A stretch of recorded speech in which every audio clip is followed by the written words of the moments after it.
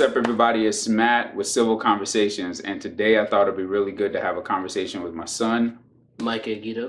and really have a conversation within the family around certain aspects of things that's going on. In this case, we're going to talk about race and politics and what I can possibly do better as a dad, when it comes to having a teenage son in today's time. So I just thought, hey, why not talk to one teenage kid, and who else better than my son Micah? So first off, thanks for doing this combo with me. Well, thank you for asking me to be on here because I don't get in front of the camera much in front of a public, so I thought it would be good to do that. Okay. For my confidence. Do you think you had a choice? No, I didn't. No, I did not have a choice. Okay. I was eager to do it though. I was eager. Okay, cool, yeah, cool, I do cool. like doing this a lot. So on the shows that I've done in the past, I think you're aware of some of it, obviously, but like I've covered things around, obviously around race, culture, politics, church. We even dealt with colorism. So I'll admit, hey, I'll admit it here. With my son, he's light skinned, and I'll make little jokes and stuff like that since he was little. But obviously, you can't really do all that all the time, or really shouldn't be doing it at all. That's something I learned a couple weeks ago. Check out the podcast. But yeah, but overall, I thought it'd be really good to get a perspective from a teenager as to what's going on right now, and with everything right now with the race/culture issues and politics. It's a lot, right? And a lot of adults are going back and forth and beefing and bickering on social media and so on and so forth. But bringing it down to the teenage level, what is it like in that area that you see? Again, this is just your perspective, but that you see. How are you guys all talking about it, conversing about it? What's going on? Well, I think there's a lot of arguing among the teenage group because a lot of teens are inspired by their parents or just adults around them. So they're going to take adults' perspectives from what they've told them. And when teenagers argue, they're not necessarily factual at all. They'll just start throwing things in that don't make any sense, and it just turns. So you're saying sometimes you don't. Yeah. Sometimes I will be saying stuff that doesn't make any sense, and I'll think about it afterwards. I'm like, what am I doing? Because teenagers don't know how to debate right. Yeah. So you touched on something though when you said like they reflect a lot of what their parents do. So like to bring it more personal, like how do you feel like you reflect the way your mom and I are when we talk about politics or race? Like talk about it heavy, like light, like what do you I think. And how have we influenced you? Well, I think of course you guys have definitely kind of brought me into what politics are now.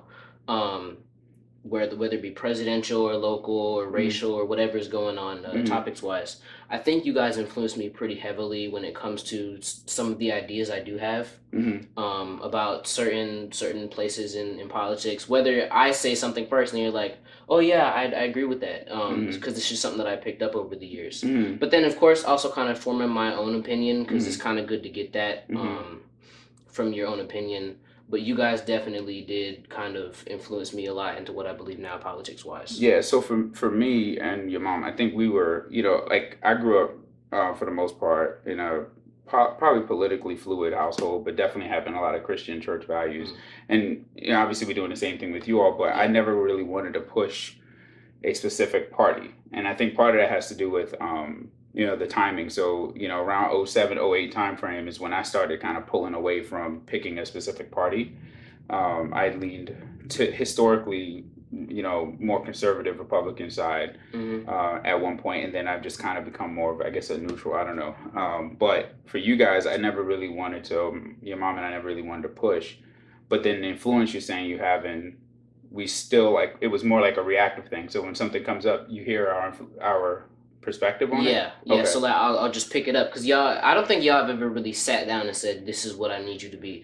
I don't know how many parents do that. I'm sure some do, but y'all didn't. So I was just picking up on stuff that's going on around this house and how y'all talk about politics. Oh, okay. That's cool. So do you feel like you're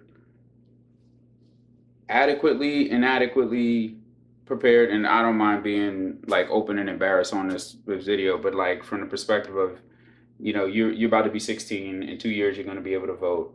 How much more do you think you need to know through us to kind of become more aware of things around politics specifically? And then we'll jump back over to race in a second. Well, I think right now, especially this election and what's been going on, like just a bit previously, I've definitely paid a lot more attention to how important the presidential election is, because when you're a kid you just like, oh, that's the president, and then that's just whatever. It was just kind of like a competition, just a friendly sort of thing, and that's not what it is at all. You actually thought it was like a friendly thing? Yeah, because it's like, two dudes battling it out for who's gonna lead the country, and I didn't know about anything else.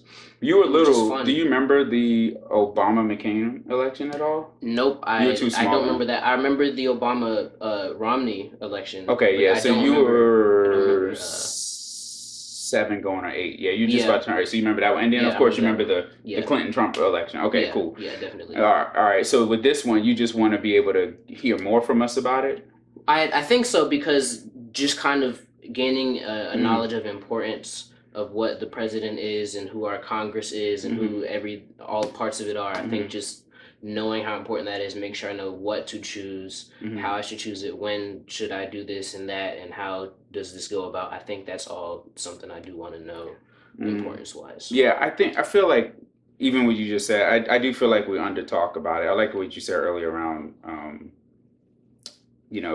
we're more reactive. Maybe we took that stance a little too hard to not totally influence, and because I really want you to kind of make your own decision and then kind of guide from there. But at the same time, I totally understand why you really want to understand more of our perspective on it, to help at least be like, I wonder what my parents are thinking. Is that kind of a thing? Yeah. Okay, cool. Yeah, because what you're not going to get from me, and I'll say the same thing for your mom, is you're not going to get like a, vote Trump or vote Biden, or Kamala is this and Pence is that. Like, I mean, we'll have some opinions, but like at the end of the day, we'll make a decision and we'll tell you what our decisions are. Like when we took you guys to several local elections, you're there with us, you got the I vote thing on or whatever. And it's, it's cool. Like you be a part of it. So we'll definitely try to update you on that. So that's cool. So when it comes to like race, I think it's interesting, right? For you, growing up in like right now what we call like middle class America, race could still play a huge part in it. Do you feel like you are impacted racially in the environments that you're in?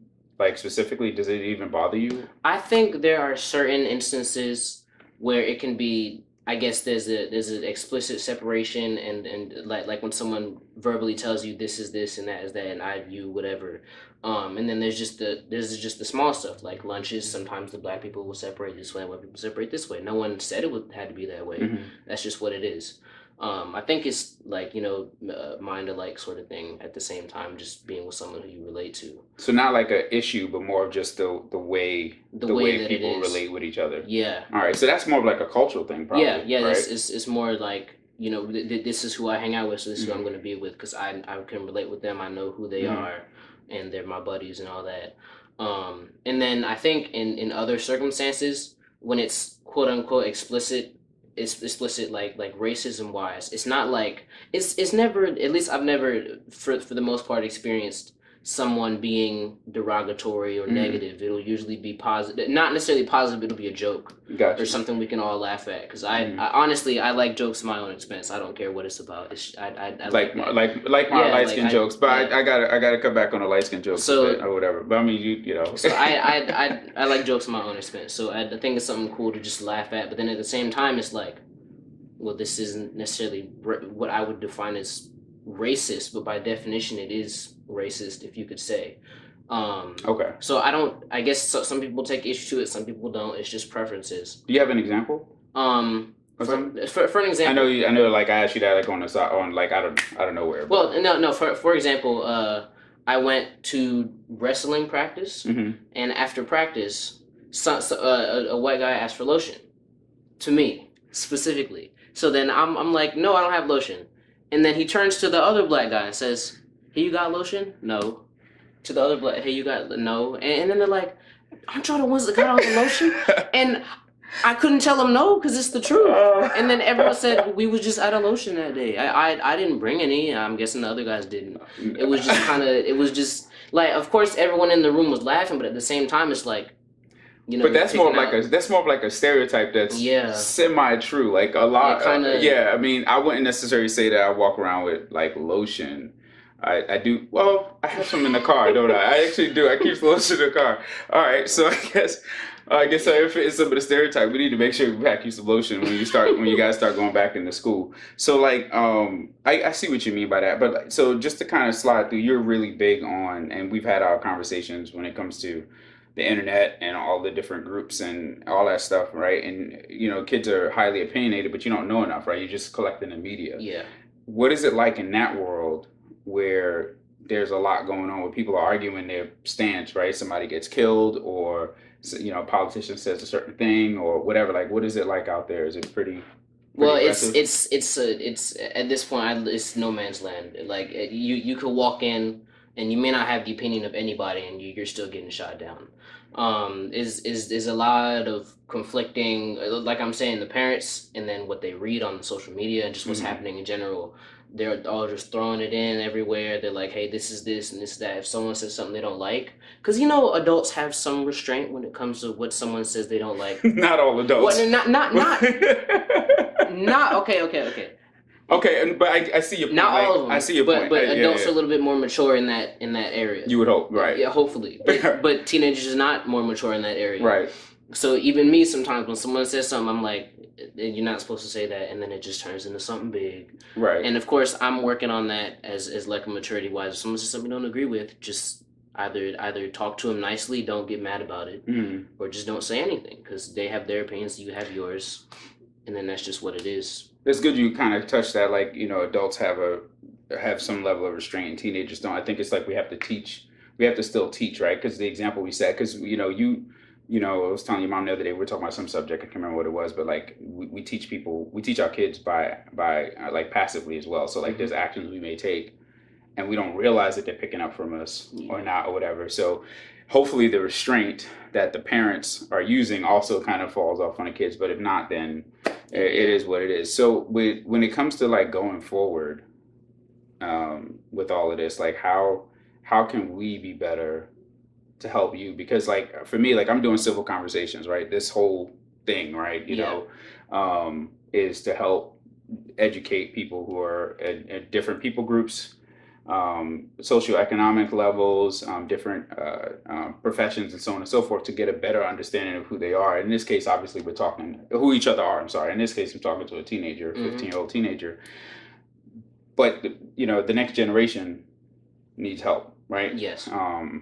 Eventually, all of us are going to die off, and we need to keep helping prepare the future for you guys. What if you're going to say, all right, mom and dad, could you do these things to help me with race and politics or political things? What would that be? Well, I think just for y'all specifically, I Hmm. think kind of like what I was saying with the election stuff and just how politics work. Because of course, like you said, you're not trying to force your opinion on me, but at the same time, just how it works Hmm. is something that I do want to know. Because you Hmm. can go to school and learn that in history or in Hmm. your civics class, but you don't get like a real world perspective on it necessarily because Hmm. the teachers are just teaching what they have to teach. Yeah. And then I think also I think when it comes to race, Hmm. I think it's just kind of like what effects do racism have on you mentally? Because again, I haven't experienced a lot of negative racism. I know Hmm. you have because of where you came from, and I know Hmm. mommy has because of where she came from, and just y'all are older, y'all have experienced so much more than I have. Hmm. So it's just kind of like how does that look on the mind, and how does that Yeah. like how do you see certain situations you may want to avoid, or some you Hmm. may want to just kind of how that looks. Hmm. And then same thing with the parents that are watching now, just kind of like looking, just teaching your kids what does it mean to them, how is it going to affect them, Hmm. or at least how they felt about how they dealt with it, what certain situations you should be avoiding and stuff Right. like that. I think that's Yeah. very important. And we've talked about stuff like at a high level, definitely, when we talk about like driving and the police and all that Hmm. stuff. But like, I feel like I see where you're going in general as well, like how this affects the mind. Because like for me, I struggle with, and I've told you this before, like I struggle with the fact that like, I grew up in New York, and and anyone who's watching this understand New York, right? Queens, New York, you had to know how to fight, you had to know how to look out for yourself, you had to deal with and so on and so forth. And now living in suburban North Carolina, it's just different. So my kids are not going to grow up with the same levels of experiences, Mm-mm. and that's a class thing as well, right? So you have the color piece, but class has to be taken into that consideration because you're going to have less of those interactions. So that makes a whole lot of sense of what you're saying. I think there's an area we need to kind of tighten up on and get better at.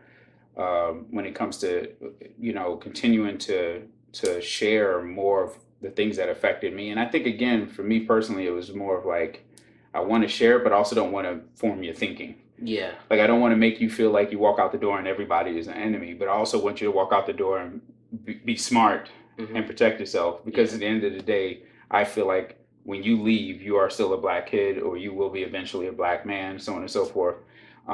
Even with your Run DMC shirt on, or like, you know what Run DMC is. But I hope that's some old school stuff right there. But I think that's important. So no, thank you. And is there anything else you want to share with me at all, or are you good?